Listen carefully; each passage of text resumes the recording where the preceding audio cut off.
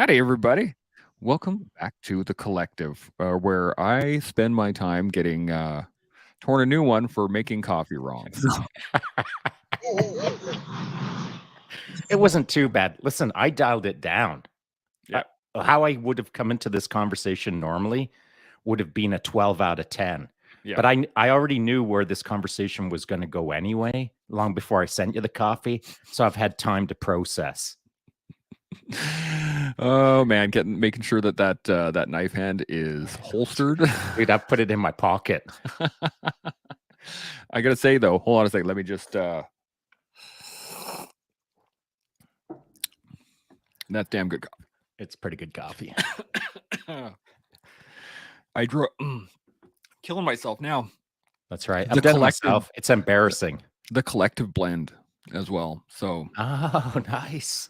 Oh, nice. Beautiful cup of coffee. Even Bringing though I tears to your eyes, even though you don't know how to grind it. Don't know how to grind it. Don't know how to pour it. Totally don't know how destroyed to do anything. that coffee, but it's bringing tears to your eyes. Still amazing. That's how good it is. So before we get too far into me killing myself here, I do want to remind everybody, like, subscribe, hit the notification bell, do all the good stuff, and get your email every day so you know that we're on. John. It's a danger, though. Am I wrong? It is dangerous. Doing one of these? Yeah, 100%. It's a bit risky. Yeah. It's similar to, the only thing that I can go off of the fact that I have a little bit experience in tasting is like wine from back in the day. And again, I'm not any sort of wine connoisseur by any means, but I remember how to taste things. So that's been the only thing that's been kind of like saving me right now is the fact that I'm not just like guzzling it back like, oh, good coffee. I'm actually taking the time to savor it and taste it, roll it around my tongue a little bit, get the different flavor profiles. Do you know what you would be wise to do is get a pen and a paper, put it right down next to you, and start writing down words, taste descriptors, so that you can better ascertain what's going on with the coffee. I mean, you won't taste anything in that coffee until you start thinking about what you're tasting in the coffee. Otherwise, it's just hot and brown until you start challenging yourself. Do I taste like warm leather saddle in the afternoon sun? Yeah. Because I have. And that's how I've described it as such. But I mean, that's the only way that you can creatively create tasting notes. I mean, so why can't it taste like warm afternoon sun on a leather saddle? Why can't it? That's a limitation that people put on themselves. I don't put that limitation on myself. I let my mind expand when I'm tasting coffee. I don't try to constrain it. It makes a lot of sense because really what you're trying to do is create an allegory between what you know and what you're tasting. And so it doesn't matter what anybody else thinks it should taste like or smell like or whatever. It is how you are describing it based off your experiences. Well, that's right. You've got to be bold. I mean, in order to expand your sphere, just like John is right now, he's taken bold action by going down to the US and getting way out of his comfort zone every single day, pushing himself to some degree. And that's, I mean, that's coffee cupping. That's everything. Anything that you're going to do, you need to be reaching for the far extremeness of it and not being able to reach it, but still trying to reach it. How far can I push myself today? What can I taste today? What can I accomplish today? That trying to push your envelope that surrounds all of us out just a little bit further, Really expand your experience. Yeah, for sure. Speaking of experience, John, how's it been so far? You've been down there for what, 5 days? Excuse me. We're actually day 7 now. Okay. So we've been here since. Okay, I'm here since 8 days, give or take. It's first thing first. It's 30-some plus degrees, which is fantastic. And I mean it's the south, right? South of US, so it's green, and I enjoy seeing the beauty of people, and they're super generous, super nice with us. I mean, feeding us, and we're stopping, and every mile we're stopping for 10 minutes. and we're probably walking for a total of 10 hours a day. No, 8 hours, depending. Like it varies. Um, but like either like you're having fantastic conversation, or sometimes creating conversation to avoid that pain that your feet may have, or your legs. And obviously we all have a certain service. There's two guys from Puerto Rico who flew in, two coppers. So we have stories over there. Chris, Tracy was down as well until 2 days ago. Had to go back for family emergency. So I mean, there's a good bonding, but like enjoying whatever's around us as well, right? Because we don't walk that fast. You have time to see every little details. We started to walk from Fayetteville, where Fort Bragg is, and we walk all the way down to Camp Lejeune, where Marines are, and we started to walk back yesterday for a total of 222 miles, so 352, give or take, kilometers. Dang. I got a question for you. So I watched this play out. I'm following it every day, and of course, I've over the years I've seen many scenarios like the one I'm just about to describe. So I'm curious how it impacted your mental state, because I'm sure it did. So you went down there by yourself, but you were meeting a friend. We'll call him a teammate, for lack of a better term, and he only lasted 3 days, and then he bounced. And so, and you know, it doesn't matter what the reason is that he bounced. It could be the most legitimate reason in the world. That's not my point. Your teammate bounces. Now you're there by yourself. How many times has it entered into your head I'm down here by myself now. I was really excited to be here with my teammate, and now do I want to be here? Have you had that thought yet? So it's interesting that you bring that up, because I didn't have that. I had okay, now the trip is starting. Now the quest is starting, because part of having Chris, we shared a lot, we chat a lot, and throughout now the silence comes in, right? Yes. And now the conversation internally is ruining. So this is I told him when I drove him back to the airport, I'm like, I was wondering why do I have to go through this? And what came up easily in my mind is the quest is starting now. So this morning I took it on my own, like to walk with them, but wear my earphones and just in the pure silence of it, because we're on a highway. So with the white noise, I can just hear my thoughts, and I go on. So for the last 4 hours we walked, it was in my mind. So yeah, the quest is different.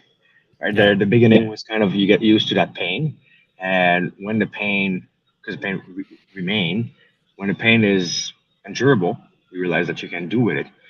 Then you just go in your brain, and you now visit things that you have to fix, or want to change, or want to improve, whatever it may be, right? So now my next question to your, my next little poke is, in 24-hour solo mountain bike races, there are races where you can race it with music, and there are races where you can have no music. And there's good reasons for that. And that earbuds in for you on this walk is less safety consideration than it would be like in a 24-hour mountain bike race. But I'm going to present this to you less about the safety aspect and more about the personal growth aspect, because what I suspected is your teammate bounces. Now you're with people who you know less about rather than more about at this point. And so what will happen is the earbuds go in, the music gets turned on, and there's less interaction with people that you don't know all around you. So my challenge would be this, that the earbuds shouldn't be in on this walk. The earbuds should be in your pocket or left back of the hotel room. Does that make sense? Yes, it does. And by all means, there's no music going on. It's literally white noise. I agree with you. I misunderstood you. Sorry. Yeah, I wanted to remove the noise of the vans and so on that we hear constantly for this morning. Now every time I stop, my earphones goes off. Okay, cool. And that's just like and at night, don't get me wrong, we usually have like a dinner made by companies or a restaurant, and it's kind of more celebrative the end of the day, right? And that we don't have to wear socks and shoes for another 10 hours. But yeah, no. So I do interact. I take the, let's say, that hour for myself, for reflection. Cool. I dig it. I like that a lot. The question I was actually going to ask was similar to what Shaun asked, was the fact that those long ruck marches, they can get in your head pretty easily, right? But I like the fact, I always found the white noise to be kind of helpful, but there were also lots of times where I've been on a ruck march where I could not stop talking. I just and I've literally had people sit beside me go, dude, shut up, just shut up. Why do you think that is? For me, yeah, I find when I get excited, I talk a lot. Yes. So when I'm having fun, I add noise, basically, because I'm having fun. Have you ever thought about not doing that? I have, yeah. Later on in my career. And what's your success rate on that? Later on in my career, it was much better. Early on in my career, it was not good. And by career, you mean like what? Military career, sorry. Okay, but so you were talking about post-career, though, on the rucksack marches, no? No, I was talking, I haven't done a solid rucksack march in many years. Okay, fair enough. And I mean, when I'm hunting, though, and this is the thing, when I'm carrying a ruck and I'm wandering around with my rifle and I'm climbing big, long, steep mountains, or not mountains, but hills. And please don't say you talk to yourself a lot while you're humping around on the bush. Okay, no. Good. Thank you. My voice actually stops, and I start there's peace, I guess, in my mind. Not so much a peaceful moment, but I find that I have more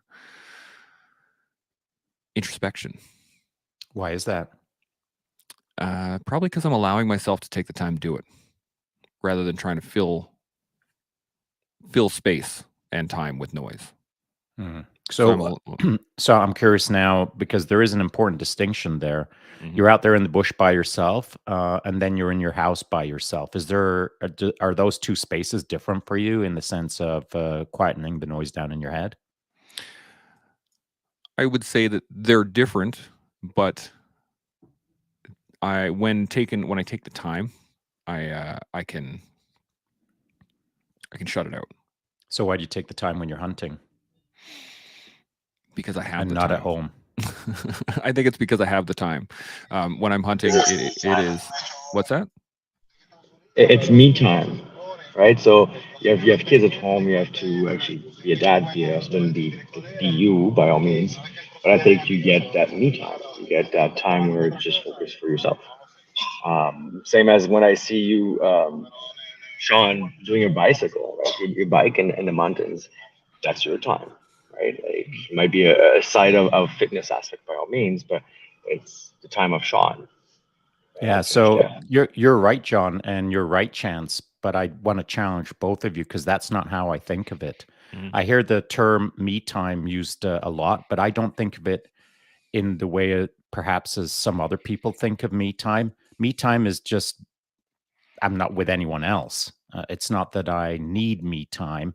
I just need to do things. And sometimes it's by myself and sometimes it's with others, but I don't actively pursue just me time. What I do is I go do stuff.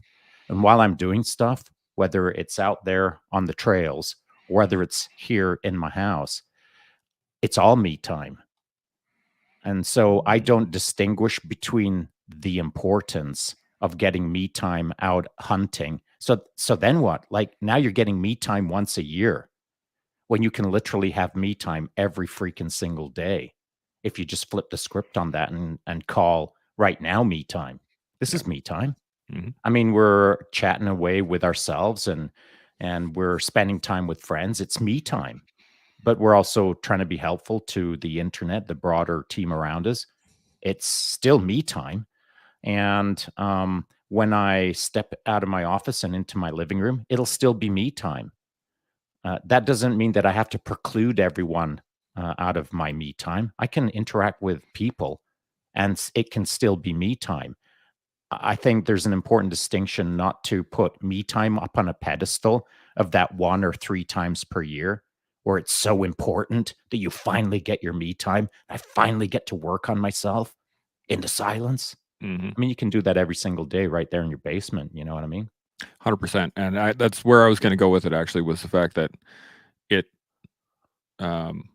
hunting specifically, that happens because I am by myself and there's nothing else I need to do. Right. And then I think the real challenge at home is the fact that there's other stuff to do. Right. I can't say I have to. I have timings to meet. I got to drop the boys off. I got to pick them up. I got jujitsu. But it's all the same thing. It's all the same thing. Yeah. It's hunting versus every day. It's all the same. The only difference is that when you're out hunting, it's special. And all of the things that are folded into the specialness of it are actually just regular things. It's true. That you would do in your day-to-day life anyway. I've got to do this. I've got to do that. I've got times to meet. I've got to be there. I've got to pick up this. I've got to carry that. It's all the same stuff. It literally is, yeah. But the definition of me time is nowadays is turned into this almost unobtainium. It's like it's the equivalent of Christmas. Yeah. I'm gonna get a me day this year. It's called hunting for the weekend. Dude, you can do that Monday, Tuesday, Wednesday, Thursday, Friday as well. 100%. It is as you were saying it, I was thinking about it. It was like timings. I have timings when I'm hunting. Even though I say I don't have timings, I have timings, right? I got to be up at a certain time. I got to have my stuff packed at a certain time. I need to be out in the field before a certain time. It's same. Like, it's not any different than just driving the kids through. And I guess really what it is the intentionality of it. As you said, it's a special occasion, right? I get to go hunting for X amount of days, and I get to be in the wild. And blah blah blah. Why is it special? It's special because it's not every day. Yep. It's not an extremely common occurrence, and so then it becomes special based on its quote unquote rarity. But the most special day is you driving your kids to school, but you just don't see it that way. Yep. Because it's not rare, because it's every day, because it's not that important, because it'll be there tomorrow. It'll be there tomorrow, but it won't be there tomorrow. No, it won't. And so, hunting is a me time special day distraction versus taking your kids to school every single day is the special day that isn't titled as such because it's always there. I just think that the me time definition is thrown around casually and has now become a much sought after present for ourselves once a year, maybe twice a year. And I disagree with that approach. I think it's a check in the box. I think it's like it's become that, at least it is. And I've noticed this with myself when I long driving days. So there are days where, based on the timings of everything, I wake up, I get the boys ready, I drive them to school, I come back, I grab my wife, my wife comes with me, drop them off to school, and then we used to, beforehand, we would drop Kinley off at his day home, and then I would drive her to work, and then I would come home, and then later on I would have to do that whole circuit again, and it equaled out to be almost 3.5, 4 hours worth of driving a day. What? Yeah. What? Just through traffic. What the hell? Where were you driving to? Like another province? It was quite a distance. So we had to. Unfortunately, I was heading downtown into Edmonton at the University of Alberta from 97th Street. Basically, I had to drive through the busiest period of time, through the busiest portion of road. So you were burning 4 hours a day? Yeah. On those particular days. So dude, that wasn't. But what I realized was the fact that at times I would sit there and be like, oh God, I got another one of these days. Okay, here it comes. And it was like a Wednesday or something like that. And it was a long day, and I knew it was going to be a long day. And I sat there like, oh man, I'm going to be in the car forever. And I mean, it is broken up, right? It's like an hour and a half here. And then I'd go home and I'd do some stuff and I'd make some errands and then I'd go pick them up. Right. But even then, I'm still in the car for a long time. But I came to a realization at one point was the fact that it's still time. It's not just me driving around. I can do stuff. Yeah, you can. I can enjoy that point in time, and I'd have a podcast on, or I'd listen to a new band or something like that, and I hang on a would sec. Just not enjoy it, but you could enjoy it more. more. Yes, exactly. Yeah. Because there's an important distinction between driving around for 4 hours having a great day versus driving around for 4 hours doing your best to try to improve the day. Yes. Right, yeah. okay. 100%. So I would enjoy it more. I would be more intentional with that time rather than just allowing 4 hours to pass. Right. I would utilize that, and I would make it similar to how after our conversation about video games at Pegasus Jump, changed the way I looked at how I played. Right.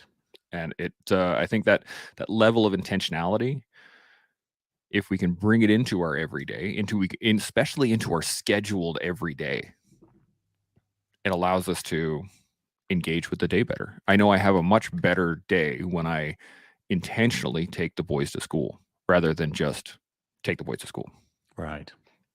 So that's where I'm at. And like John is the example down south right now. Mm-hmm. The days that he's been in and the days that are ahead of him right now, they're full days.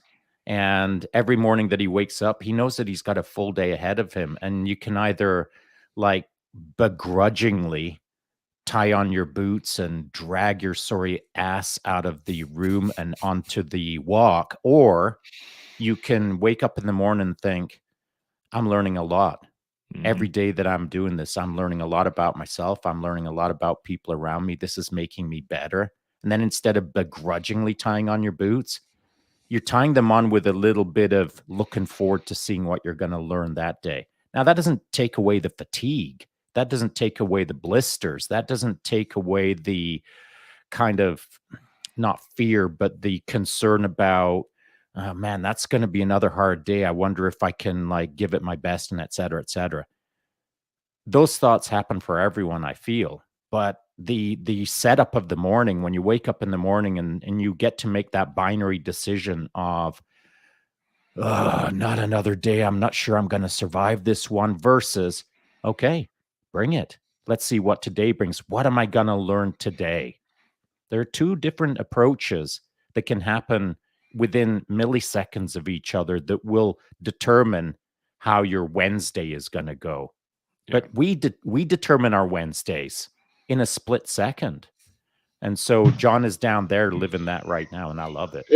And you know what? Like, it's not necessarily just like a question of a day aspect. It might be sometimes, okay, I'm looking at lunchtime, and yeah. like I bring that goal smaller at times where, okay, lunch is fantastic. Like, I'm going to go now to whatever the tonight, or there's a portion where I was like, okay, well, in 3 miles we stop, and I know that when it's time to get up, well, okay, it's going to hurt for 5 minutes. Time that your feet get readjusted to it, and then it's okay, and it just goes on its own and fine. So sometimes you see those goals further, and sometimes you use the one that were closer, right? It's not necessarily the day. Sometimes you just have to have a small win as well. That's right. But and in order to understand what a small win is, you've got to have a few small losses as well. And those are called, wow, my feet suck right now. Or, wow, I don't have a whole lot of juice right now. Or, I'd rather be doing anything else but walking right now. That's good. Mm-hmm. I mean, that's kind of what you signed up for is, there's not too many people who'll jump out of bed in the morning in Canada and go put the hurt on themselves. But there's a number of people in Canada like yourself who will sign on the dotted line to go do something like this, full well knowing that they're going to put the hurt on themselves, but they need the hurt structure. They need the thing in front of them that they're signing on for a week, 2 weeks, 4 weeks from now, whatever the case is. They need that hurt structure in front of them so that they can step into it and get into the suck. So what you've done is kind of a structured hurt locker. Versus some people like myself who've been in the structured hurt locker for long enough that I don't need a structure. I just go create my own every single day. But that takes a long time to be able to do, to just get used to the idea that, oh yeah, I don't mind adversity. Adversity is my friend. That takes sometimes decades. But what you're doing, John, is what anyone can do in Canada, is go look for a Hurt Locker construct that you sign up for, that you're then obligated to step into, and that you can't shrug your shoulders and say, that was a fun day, but I'm going to bail on the next 12 days. Get down there, get yourself into it, and then just suck it up. And I just wish more Canadians would do that kind of a thing, or more people as a whole, of course. Yeah. The thing that really, it's actually quite easy, right? If you want to find a Hurt Locker, you can find one that is appropriate for you, right? Like it's not that hard to do. If you've never run before, you can sign up for a 5K, right? And that's for runners, a 5K is like, okay. But again, levels to the game, right? So if you've been running for a while and you know a 5K is no problem for you, well, now you got to sign up for a 10 or a half marathon or a marathon or that you can always find a Hurt Locker up that next step too. So anytime you get comfortable, there's another Hurt Locker waiting for you. You just gotta look but there's a process to it. So any noobs that have never looked at a Hurt Locker construct, well, and I mean, there's hardly a person that I've met who hasn't done this. They've got this grand scheme in mind, this idea, I'm going to go do something hard. And they sign on the dotted line, and the dotted line is about 6 months in front of them. And every month that goes by, they watch that 6 months get closer and closer. And then somehow magic doesn't work. As you're standing there on the start line, all of the thoughts of maybe magically on start day, I'll be good to go. That's not how magic works, because, well, you're not in a magical moment. You're about to be in the Hurt Locker. And so all of those 6 months that a person could have been prepping, they didn't. Now they're on the start line in the Hurt Locker ×2 of their own doing. And that's when they quit. So I've seen time and time again, someone come up with a grand scheme of, in a year, I'm going to do this. A year later, well, maybe next year I'm going to do this. Dude, you didn't even stand on the start line to come up with that conclusion. You came up with it the day before you were supposed to fly. What the hell? And so the idea being that if you create some sort of hurt construct in the future that you start moving towards, and then on start day you decide you're bailing, well, man, that should be the biggest lesson of your life on how to not ever do that again. Only do it once. Don't be the repeating cycle of always coming up with the grand ideas, always getting close to the start line, and then always bailing. It's the boy who cried wolf, if you've heard the story. And for the guy who's constantly crying wolf and never crossing the start line, man, I get like about 3 wolves. If I hear 3 wolves, you're bounced. 3 strikes and that's it, baby. So it's something that I think everyone should face, and I think everyone should almost quit at least once in their life to learn that hard lesson of, whoa, I never want to suck that bad again, you know? Yeah. I think there's a misunderstanding also between not starting and quitting. Because those are the same thing, right? And I mean, technically the same thing, but I think people separate them. They do, right? In that, oh well, I didn't really mean it. And there's didn't actually quit. I just quit. Didn't like start. I didn't even get there, right? There's a great line in, I think it's Tombstone, where Doc Holliday is linking up with one of the guys that he had a beef with or something like that, and the character. I wish I could pull up the video. Maybe I will in a second, but where he's talking about, he's like, oh yeah, I was just fooling. And Doc Holliday comes out of the shadows and he's like, I wasn't. And it's that moment where it's like, this isn't as bad as this is way worse than I thought it was going to be. So I'm going to try and back off. No, you don't get to back off at this point. It got real. It got real fast. We do have a couple comments here that we want to get to. So first off, Daniel says, hey, what's up, Daniel? Good to see you. He says, John, call me tonight for a chat. So John, look at you guys. You got homework already. And then he asked this question.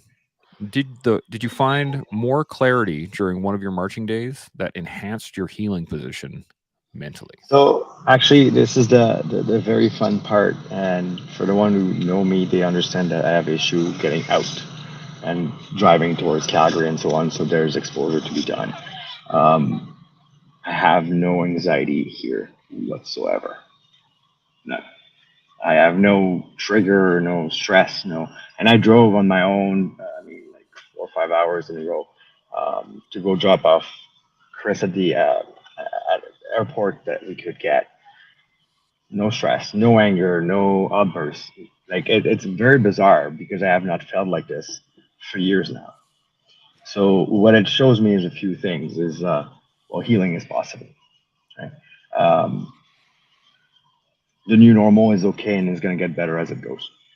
Because I'm learning the concept of how to accept and manage those activation, if you wish.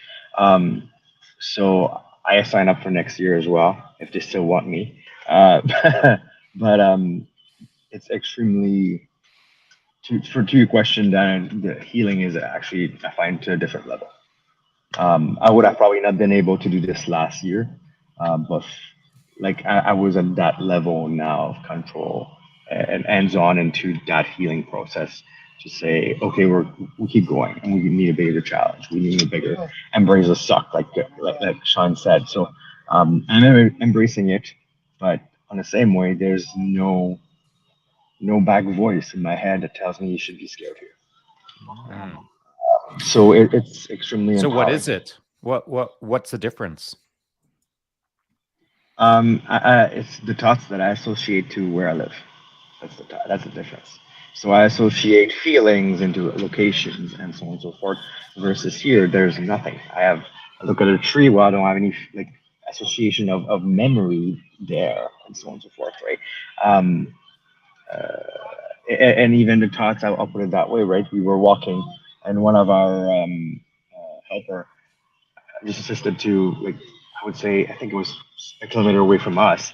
Three black men who robbed like a car here and with guns and so on. She's the witness. And in the normal case, when I'm back home, I would have had like formed a very big unsafety. And it's kind of the image in my head. Right. I was like, this is not my fight. I'm here to period. So I just kept on going and walk my stuff. And it's not I don't give a shit if you wish. It's not even this. It's not even I don't have anxiety right now. I don't have that stress. I don't have any of it. So if I can have that here, I can create that at home. And I guess that's what it proved me to come here. Yeah. I've got a question for you. So Sure. just the reason I asked the question specifically about down there versus back home is, and it's just a random thought, I could be way off base. But while you're down there, you've got no choice. I mean, you're there. That's it. That's all. You put yourself there and you're there for the long haul now, and that's it. So no matter what happens, no matter what thoughts, no matter what trees, no matter what, you're in it. But when you're back home, you have lots of options. You have the option to not leave your house if you don't want to, because you've got options. Whereas down there, you're in a construct that is demanding things of you like, hey, pal, I'll see you next morning. Have a good sleep. And when you wake up, there's expectations of you to put your boots on, walk out the door, and go walk with your pals in this construct that you signed up for. There's no construct like that back home. No one, you don't wake up in the morning and feel obligated to someone, to maybe to a team, or maybe to someone who said to you the night before, have a good sleep, pal. See you in the morning. And so it's those obligations, those responsibilities to ourselves or to others that sometimes will get us out the door. So down there, you don't have the triggers for sure. I mean, that tree that you referred to doesn't exist in Canada, but there are trees in Canada. And chances are there's a tree similar to the one that you can see outside of that van right now. But you've assigned a mental construct in your head that is different down there than it is here. Down there, you're expected to do things. Up in Canada, you're not expected to do things to some degree. Does that make sense? It does, and I think you're right to an extent. I mean, there's a construct I have at home because of the kids, right? Yes, of The course. families. Yes. So it's that construct is not active. Let's say when the oldest is gone, now I have the little one. I can actually sit on the ground and just do nothing. Right? So you're Right. totally right. So I need to challenge myself. But and the fun part that you bring this is I would, let's say, go out usually once a couple of days for a walk outside and so on and so forth and enjoy nature if you wish. Um, and we talked with my wife and we're gonna add that up every day now. So I'm gonna go walk with her, the dogs, by the water, and so on and so forth, to really ingrain that as not a once in a while, but more everyday thing where it's good for the mind as well. Mm. Do you feel it is though? Do you feel that it's good for you? Do you recognize Uh, that it would be good for you? yeah, so the outdoor is 100%. Like you would tell me, well, we're going in the middle of city, I have no interest, right? But if Right. you tell me I walk by the water, I can hear the water, I can see maybe deers while we walk or Right. Right. dogs, or Right. there's something else there. Yeah, I dig it. Hmm. Yeah. My thought, my thoughts go to, it's always easier to go to the gym when you have a partner, right? When you have somebody else that's egging you on, and it's been funny because I had a guy I used to work out with quite regularly, another friend of mine named John, but him and I we would always call each other first thing in the morning. Hey man, you ready to go to the gym? And when I didn't call, he called me, and when he didn't call me, I called him. But it's always simpler, I guess, to even hold yourself accountable or hold somebody else accountable when you have somebody to do that back and forth with. But if you don't have that and you're all by yourself and it's just you, it's a lot easier to sit down and go, you know what, not today. Yeah, that's called no focus, no 100%. discipline, no direction, no Yep. goals, no life. It's called just No commitment. existing. Yeah, you got to commit to yourself because I totally agree. Like there's a construct, but if I would like to leave, I can. I can change a flight for $100, take off and go home. And at one point, I mean, I received that I'm daily with my kids, right? And it's the first time I felt that the missing kids aspect. When I saw a picture with my wife and my two kids, I was like, okay, I miss them now. Okay, let's enjoy that feeling. It's a great feeling, actually, right? This is positive in missing your family or your close one too. It's not all dark and crap to it. So I think it's embracing all those feelings as well, right? Because yes, it's embracing like keep walking, it's embracing to enjoying people and so on and so forth, but embracing that the feelings that because I'm at home now or I don't go on a course, let's say in Kingston, I don't go in course in base Borden. Well, I see my family every day, every night. It becomes granted, not on purpose, clearly. Um, but now it's the okay. Well, I'm gonna see them in like 5 days. This is fantastic, right? And so on. So those things are actually great feelings that comes with that quest, right? With that activity or the embrace the sucker, whatnot. They're they're the bonus on top of it. Hmm. The cherry on top. I like that. And that really comes down to perception, right? Because it could be, oh, well, I don't want to go because then I'll miss my family. And then, I don't get to see my kids. And maybe I don't get all the voices, right? The what if, right? Like what if I almost signed up for the military. I almost signed up for a marathon. I almost signed up to stop drinking alcohol, to stop avoiding. I almost, and I mean that's fine. You almost did. Then do it next time, right? Like bite the bullet, and it goes with what Sean said. It's clinging to the wolf, right? At one point, people will just not listen to you anymore. So Yeah. he's not going to do it. That's it, right? Yeah, it's a bummer because when someone starts crying wolf that many times, it I don't know, it devalues my relationship with them. I start devaluing them, either rightly or wrongly. Maybe I'm a jerk, I don't know, but there's only so many wolves I can hear, and then it might be that third time, it might be the 12th time, depending on how tight of a friend they are. But I've only got so many that I can handle, and then one one over that line is one too many times. But it won't be an ambush that I say to my friend, bro, you keep calling wolf, but you called wolf one extra time too many, and now you're bounced. Like, I don't tell them after the fact. I'm telling them before they get close to that line, bro, slow your roll. Like, you're yelling a lot. stop yelling so much. So we'll have a conversation 2, 3, 4 times, whatever it takes, depending on how tight of a friend they are. But they'll know beforehand, before they get to that line in the sand, that if you call out wolf one more time, buddy, you're bounced. So it's never an ambush with friends. And if they're a good friend, you rarely ever have to have those conversations anyway. But I will hold people accountable if they're calling wolf, for sure. There's a go ahead, John. What were you gonna say? Sorry. I think it goes as well with your mentality, right? You got to align with the people that are around you, right? If you commit to yourself, you're disciplined, and you're vouching for yourself, you want people around you to be similar, right? It comes with that as well. It's like saying you cannot help someone who doesn't want to be helped. Yeah. There's a point where you just stop. Well, that's right. And if you keep letting it happen, if that person isn't willing to help themselves, but they keep wanting help, then you devalue the whole help system. Then I'm starting to misunderstand how help works. Yeah. Never mind the person that I'm trying to help. So looking at you down there right now, John, as I see it, I've already framed it in my mind several minutes ago, as you're just on a reset. You know, you're talking about you're down there, you're missing your family. Well, that's a good reset, man.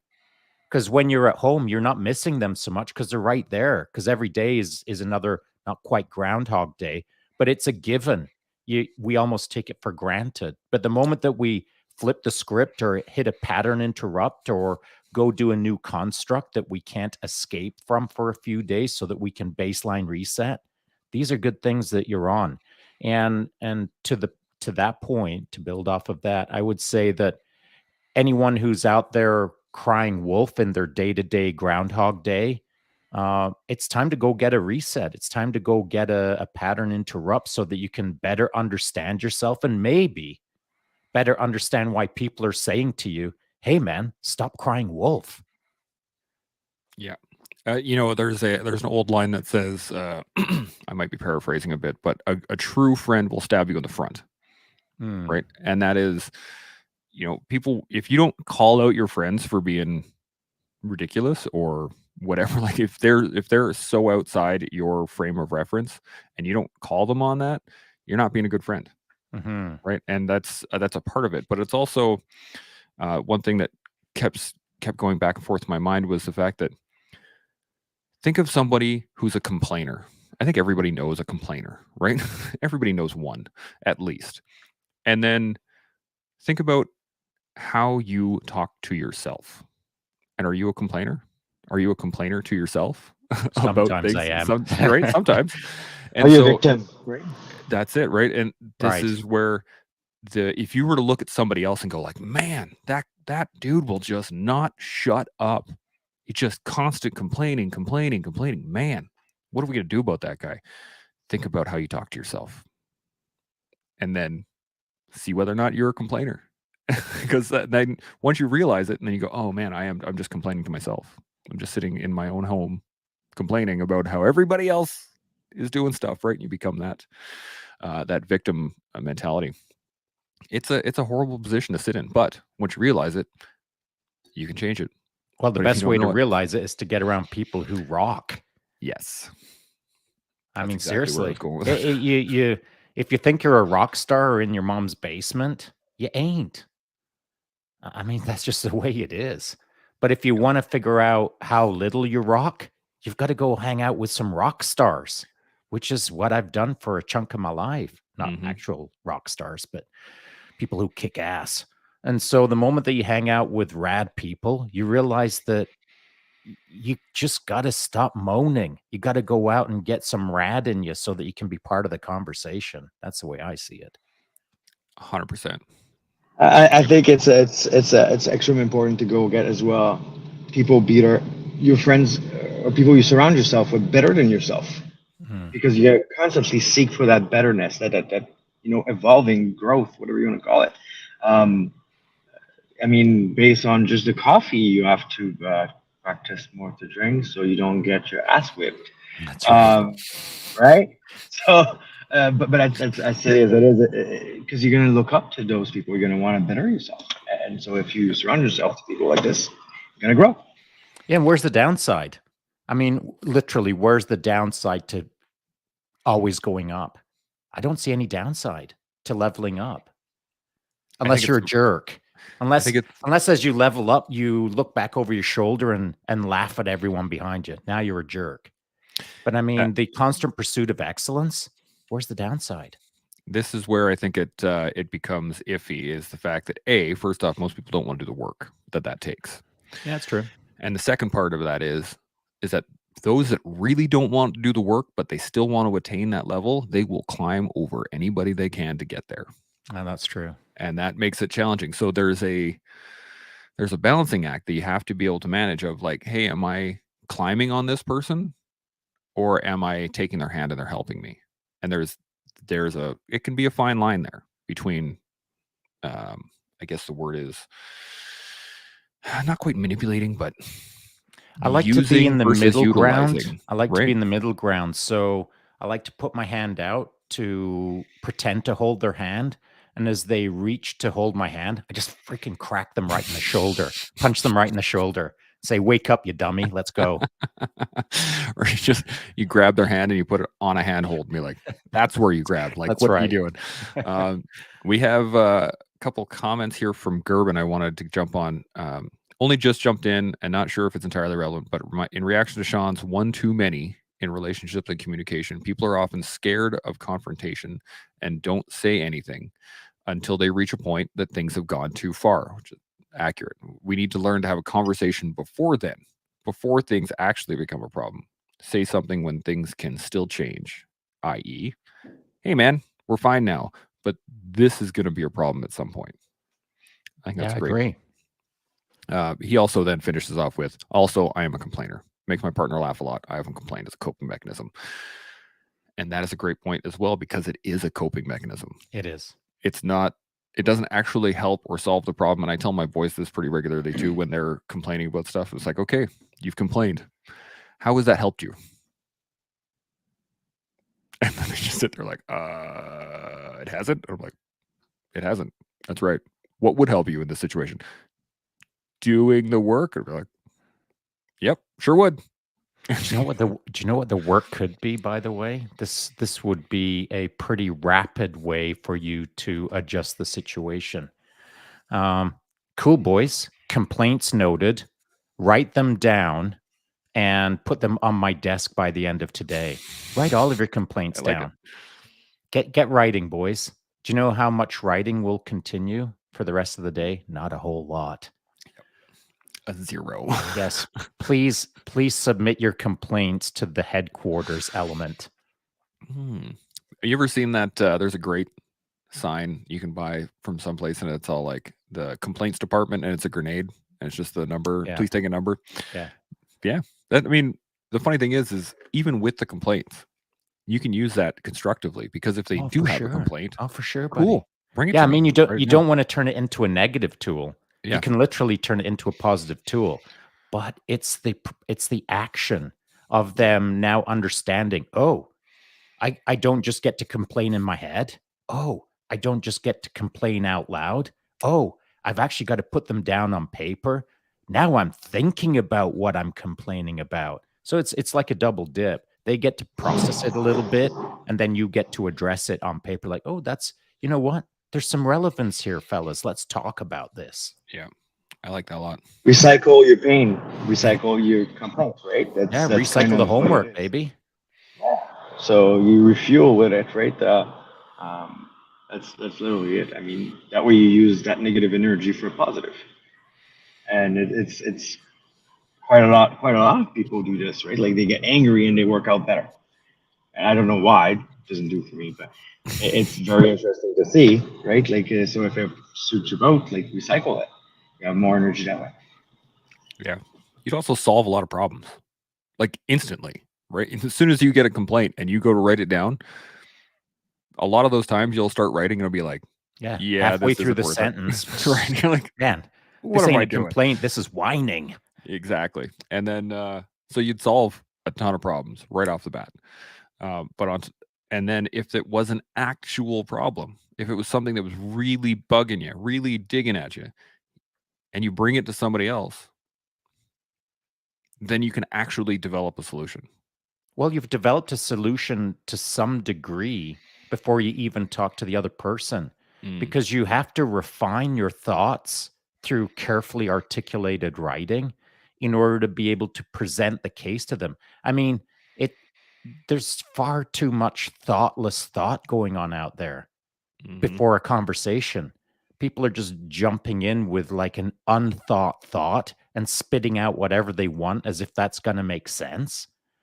I mean, if you want to have a constructive discussion with someone who is trying to help you, you need to get clarity on your thought before you present or regurgitate whatever randomness that's rolling around in your head. Clarify your own thought before you try to be thoughtful with someone else. I think this is the actual concept of bringing things to court, right? Like if you're going to bring a argument to a court, you have to really know what you're talking about, and you have to know the laws, and you got to know what it is you're trying to accomplish. And there's lots of things in that argument and debate or in bringing things to court that require deep processing ahead of time, and then being able to articulate that at another point in time to a bunch of other people to try and get them to understand what it is you're trying to say. And I had this little image because Kinley right now is 5. So if I asked him to write down his problems, it would be arduous, to say the least, because his writing is not cool. You've got all day. For sure. What I mean is that... See you at the end of the day.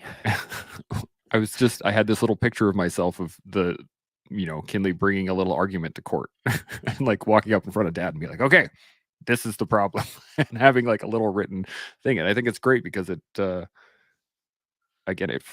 requires thought and processing and writing and reading. And like, there's so many pieces in there that are about development rather than just shutting it down or letting it wind. A one-sentence Crayola crayon effort on a piece of paper from a 5-year-old, that ain't the result. The result is all the time it took for him before he even picked up the Crayola crayon.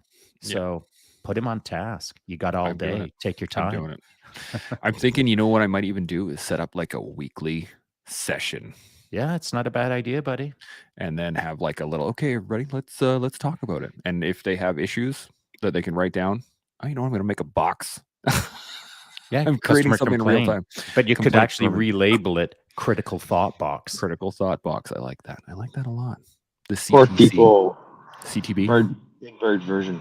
The big bird version. I'll just make it look like a bird feeder. No, poor people. Like they have in US. Or Judge Judy, but it's going to be Judge Chance. Ooh, yes. I like that. Yes. Have to get a big black robe and put it on and get the little white tie thing and like... Dude, you can't afford all the material for that. I mean, like, that'd be like 12 feet of material that you'd need. I can't even afford a coffee grinder. Come on now. Dude, I know. That is embarrassing. I mean, I can't even believe you came in with like a peppercorn grinder or whatever it was. 100%. It is a Black & Decker. Oh, yeah. I knew it was. Like I recognized it. Here's why I recognized it, because every time I see it show up, with some excited person who says, look what I got for your coffee. Yeah, okay, throw it in the garbage. Yeah. Well, I have a long way to go. You told me to put a new white belt on. So, and then you sent me a bunch of coffee. Like, that's right. It better be in the freezer by now. Oh yeah, it was in the freezer. The moment, this is the thing. So it's been in the box since I got it, and I didn't really know what to do with it. It was just kind of sealed up in the box. And then I broke it out today, and then I saw, as soon as you said, on your live this morning, you were like, it needs to be in the freezer. I was like, roger that. And I went and put it in the freezer. Smells good though, right? Oh my man. That first cup, the Guzman it made like the whole house just smells like coffee now. And it's unbelievable. Oh man. It's crazy. You have no idea, John. You have no idea. It's crazy how a simple product like coffee, which is a common language that we all speak. We all understand coffee. We all nod our heads and say, yeah, I'm going to go for a coffee. Okay, let's go for a coffee. Coffee, coffee, coffee. We all think we understand it until we're introduced to the left and right arcs of the experience. And I mean, everyone's on a really tight bandwidth, but there's so much more than that tight bandwidth. And the only way that you can understand how wide it is to go explore it. And if there ain't a coffee freak like me sending you the freakiest of freak coffees to Alberta, then it's on you to go explore. I mean, anyone who thinks that coffee is what you're drinking right now, you just haven't explored. And it's not your fault. You're not a bad person. You've just got to open your mind to everything. You're writing with a pen on a piece of paper. When's the last time you tried a really good pen? One that really writes nice, smooth, like writing with velvet. Yeah. I mean, you only have to spend sometimes an extra $2 to get a velvet pen versus a scratchy pen. And if all your life you don't spend the $2 to get the velvet pen, now you think that writing is scratchy. Now you don't like writing. All of a sudden you're illiterate. One of the funny things is that I see these memes online regularly of like, when I was a kid, I used to do this, and the other thing, and now I have a favorite pencil. And it's like, yeah, you do, because you know why? You've experienced enough pencils to go, I like this one. Yeah, it takes or time, enough man. pens. And there were so many times where I remember walking around in uniform. You always got your pen in your pocket, right? And you got your pen in your notepad, always. I specifically had pens that I liked. So if somebody was like, hey, man, you got a pen? I'd be like, yeah, I do. Can I borrow it? I'm like, no. Yeah, of course. It's mine. Yeah, no, you can't. Go get your own good pen. That's why I've got my good pen, because I don't lend it out. I'm stuck on one thing. You said like coffee sent to Alberta. I have not received any package. That is true. That and you know that as I was saying it, as I said Alberta, I was like, hang on a sec, John's in Alberta. Why haven't I sent John coffee? I'm going to change that. So that'll happen. There you go. There you go. You're going to get yourself some unbelievable coffee and realize how little you know about coffee. That's good. And a white belt. Yeah. That's good. It's good to listen. I think it's good to revisit things that we've taken for granted for a long 100%. time. Coffee is a thing that is taken for granted for sure. Just like John, he would take his day-to-day operations in Alberta for granted until he goes down south, does a whole boatload of walking, realizes that he misses his kids because he's away from them, goes back to Alberta and realizes he can think the same way every day that he's back in Alberta until it becomes normalized. And then we need another reset. And that's just like coffee, man. If you're on the double-double from Timmy's and that's your daily drink, reset. Just drink something else at some Gucci little coffee shop in whatever town you live in and just try different coffee. Doesn't mean that you're going to like it. It just means that you're expanding your horizons rather than just the double-double. So I think that's mostly what life is all about. It's also something we don't explore well enough is the fact that you don't know what you don't like until you've tried it. That's right. Right? Everybody thinks about, oh, well, I really like this, or oh, this is really good, or oh, I'm going to try that because it's awesome. Sometimes you got to try the things that just like, nope, not doing that again. Right? But you got to know what those are like. Well, I'd be surprised if you like that Elkin Guzman because it's such a freaking mega bizarre coffee that it's not for everyone. Like I wouldn't say 10 out of 10 people are going to sip on the Elkin Guzman and think, coffee. It's not for everyone. Am I wrong? So I did like it.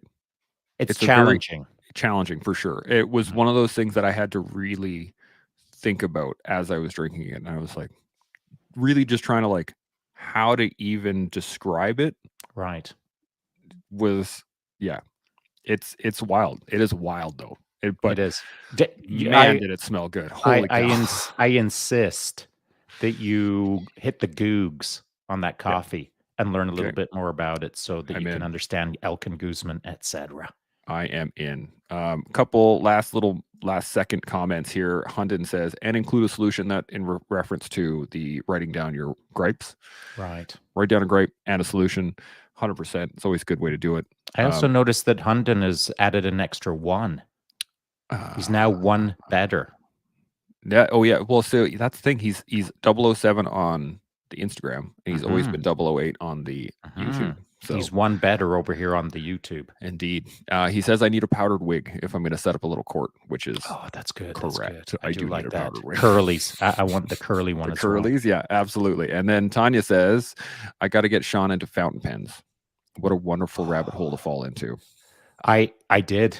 I fell into them a long time ago, and I've moved through that bubble. So screw you, Tanya. Yeah, Tanya, take that. Too late. Yeah. So before we shut her down, we're just at an hour right now. John, you got any final thoughts on walking, on grinding, on coffee? Anything? Well, I'm gonna have to start studying coffee tonight, I guess, or during the walk or whatever that is. Yeah, we're waiting for. We're doing 25 miles today, so we have I think 3 more legs after this so 15 more kilometers left to do, and we're waiting for the crew to get here. So it's gonna be a late one, probably around 7:30. Nice. Just looking forward to get back there, despite the pain. Where are you guys stopping for the night? So we have a hotel in Jacksonville. So we drive all the way back, which is roughly an hour now from Jacksonville. And we're going to take Kensington, right? Well, Clinton. So Clinton, North Carolina, that's where we're stopping tonight to walk. I wouldn't doubt if they have a boutique little coffee shop wherever you're going. You know they do. Oh, brother, that's another thing. Is the accent in the South. Yep. Oh, yeah. Some people don't understand here, and they don't understand what I say. Not a bit. Dude, we don't. So, can you imagine how hard it is for them? The French translation will come at the end. You want to talk about a white belt? Listen to a French man talk English. Everyone here, and just for the fun of it, I think they say more sorry than we do. But like obviously, as soon as they meet a Canadian, they sorry, eh? And then there's what is the other one from Paratrooper, Super Trooper? Right now, right? The Mounties, anyhow. So it's kind of funny, and it's the poking each other and so on and so forth. So yeah, I'm looking forward to this. That's good. That's part of it, man. I love it. Shaun, any final thoughts on anything we went over today? No, just glad to see you, John, and glad that it's going well for you down there. Awesome that you've got nice weather. You're making friends. You're soldiering on, which I totally dig, and look forward to tracking you every morning, as I like to do on your adventure. So keep on keeping on, brother. Oh, and I'll keep watching you guys. You best. Eyes on, watching us for sure. Yeah, I mean, and you get to explore or walk alongside of Chance Burrows's coffee adventure. I'll pay the roaming just for him. Indeed. Once I get a good grinder, that's going to be the beginning of the end for me, because I'm going to dive into it. The grinder is the key. Yeah. That's where the money goes, is into the grinder. As soon as I put the coffee beans, as soon as I put them into that grinder, I was like, this feels wrong. Oh, it was so wrong. I actually felt it out here. There was a shift in the force. What does that happen? Listen, two people, and I'm not going to name names, but 2 people jumped into my DMs when they saw your Instagram stories, and they're like, "Bro, did you see the grinder he's using?" I mean, before I even said a freaking word, people were already chirping about your grinder. Hey, man, this is, again, I'm happy to be the example of what not to do. Oh, no, you're not the example, buddy. You're not the example. You're the gold standard. The gold standard of what not to do. So everybody, if you want to learn about coffee, you want to build a coffee setup, and somehow, eventually, maybe even grow your own beans, you can hang out with us here on The Collective every day. And talk to you tomorrow. Chimo. Chimo.